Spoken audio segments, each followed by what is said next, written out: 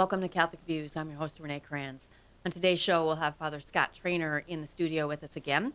We're going to talk about prayer. Seems like a very simple thing. Take us like 5 minutes. No. Father Scott has lots to say about prayer. There's so much more there than most average Catholics can possibly imagine or that we know, including myself. Absolutely.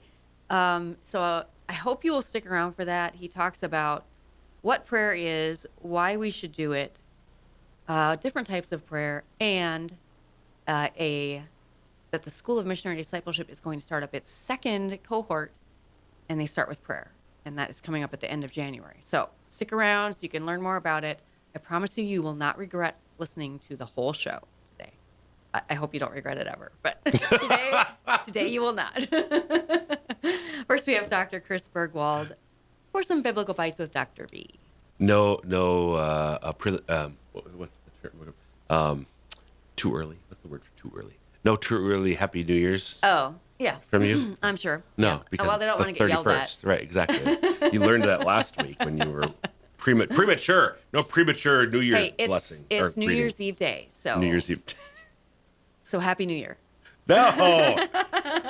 What's liturgically speaking, Renee? What's today? Well, it is Hold on. the Feast of the Holy Family.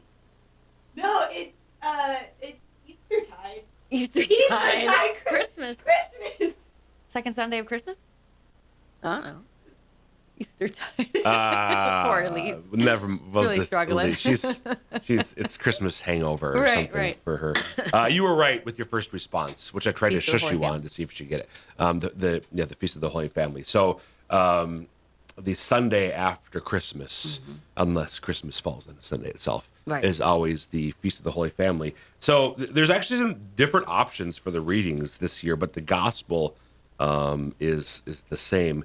It's the account where after 40 days, so the time for ritual purification after the birth of the firstborn, after 40 days, Mary and Joseph bring baby Jesus, 40-day-old Jesus, to Jerusalem from Bethlehem. So they're still in Bethlehem, but they journey to Jerusalem to present him to the Lord and for Mary's ritual purification. Sure. So there's a couple of things from this account. So most of the account is about this great story about Simeon, the prophet. But one little detail earlier, this is a reference to the law of the Lord. Every male that opens the womb shall be consecrated to the Lord, and to offer the sacrifice of a pair of turtle doves or 2 young pigeons in accordance with the dictate of the law of the Lord. So turtle doves and pigeons were the offerings to be made in this ritual by a couple that was poorer. Sure. Yeah. So even though Joseph was a carpenter or a craftsman of some sort, and usually that was they were middle class or upper middle class even. Okay.